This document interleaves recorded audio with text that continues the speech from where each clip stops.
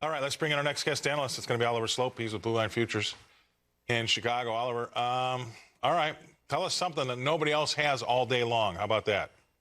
Well, I will paint you a rosy picture because you were talking about your corn board being broken. But I tell you what, corn consolidating and not completely falling apart, I guess, is a little bit of a silver lining, as it looks like we're starting to carve out a little bit of a range, 435 to 450. And to me, that may indicate that a lot of the bearish news is out there in front of us.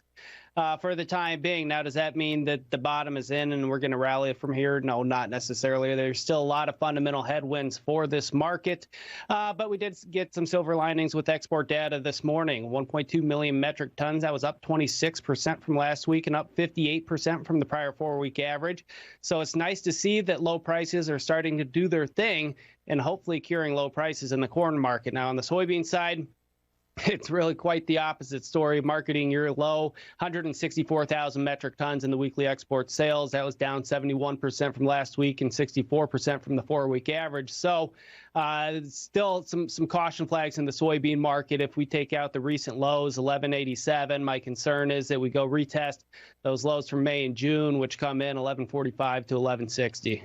We had an analyst come on earlier saying that their research suggests in corn that there's about $1 built in for weather risk. I don't know, but I mean, if Mother Nature complies, are you worried about that to the downside then? That is a lingering concern. It has been a concern for a while. I think that you've probably seen funds positioning in advance of that. We've gotten some pretty good moisture here to start the year. Throughout the Midwest, I think there's just a little pocket of drought in northeast Iowa that we're keeping a close eye on, but it should shape up pretty well for planting conditions. And my concern is, what if we plant, over 93 million acres with the balance sheet that we have right now? Yeah, that could spill into some more pressure down the road. But right here, right now, I think consolidation is probably healthy for the market, and maybe we can get some sort of short covering into the spring planting season. But again, determining if the longer term low is in, I think that's probably a fool's errand and probably catching a falling knife.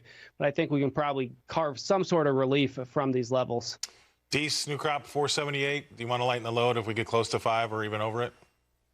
I think you do, definitely, as a producer, especially if that covers your cost of production. I think you want to be a little bit more proactive. And when looking at that, we're also looking at the volatility in the corn market. We're at the lows of the year in terms of the volatility indexes, so you can use options as a great way to protect your bottom line. Yeah. And I think that's a great tool for producers to consider using. All right, stay right there. We're going to go away. We're going to pay some bills. Come back and talk more with Oliver Slope. He's with Blue Line Futures in Chicago. We'll be right back. Oliver, anything jump out of you off the page when we talk about these prices in livestock?